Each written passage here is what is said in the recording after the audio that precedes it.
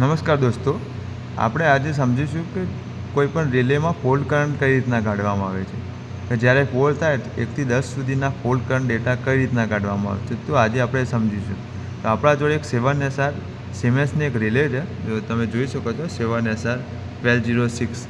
એમાં fault data કાઢવા હોય કે ધારો કે ફોલ્ટ થયો છે તો કઈ રીતના કાઢવામાં આવે છે. તો જો આ સેટિંગ મોડ છે, જ્યારે આપણે આ સ્વિચ દબાવીએ ત્યારે સેટિંગ મોડ નીકળે છે. સેટિંગ મોડથી આગળ જઈએ એના જોડે ઇન્સ્ટ્રુમેન્ટ મોડ આવે છે. ઇન્સ્ટ્રુમેન્ટ મોડમાં એવું હોય છે કે જ્યારે કરંટ, વોલ્ટેજ એ બધાની વેલ્યુ જોવામાં આવે છે. પછી આગળ જઈએ ત્યારે એમાં આવે છે fault data mode. Fault data મોડના અંદર જવું હોય એના માટે એન્ટર સ્વિચ કે એ સ્વિચને દબાવવાની જરૂર નથી.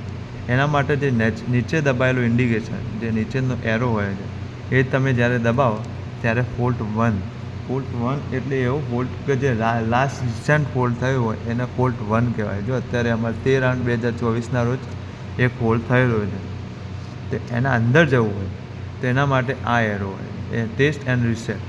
જે અંદર જવા માટે જો તમે અંદર જવું હોય તો જો એમાં ઇન્ડિકેશન બતાવે કે અર્થ ફોલ્ટ ઓવરકરંટ બી ફેઝમાં આવેલો છે, તો એના જો વેલ્યુ ટાઈમ બતાવે છે, ટાઈમ છે બતાવે છે. પછી કઈ એમાં 51G એ શું છે એ સમજવું જોઈએ.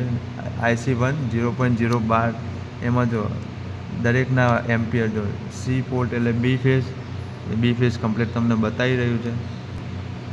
જો બી ફેઝમાં બતાવી રહ્યો છે કે IC 1.733 કિલો એમ્પિયર. તો અહીંયા પણ જોઈ શકીએ છીએ, એને ઇન્ડિકેશન લાઇટમાં LEDમાં પણ બતાવ્યું છે કે આ બી ફેઝમાં ફોલ્ટ થયેલો છે. એ રીતના આગળ આપણે જઈએ છીએ એમ આપણને ફોલ્ટ મળે. હવે એનાથી બહાર આવવું હોય તો હવે જ્યારે બીજા ફોલ્ટમાં જવું હોય તો આનાથી બીજા ફોલ્ટમાં જવાય. એના પછી ત્રીજા અંદર જવું હોય તો ટેસ્ટ એન્ડ રીસેટવાળી બટન દબાવીએ ત્યારથી અંદર જવામાં આવે.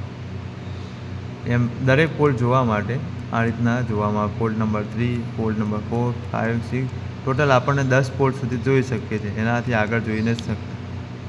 તો આજે આપણે શીખ્યા ફોલ્ટ કરંટ કઈ રીતના કાઢવામાં આવે છે. તો ચલો આપણે અંદર ફરીથી એકવાર જોઈ લઈએ. તો આગળ જઈએ, જો આ સેટિંગ મોડ હોય એનાથી આગળ જઈએ ઇન્સ્ટ્રુમેન્ટ મોડ.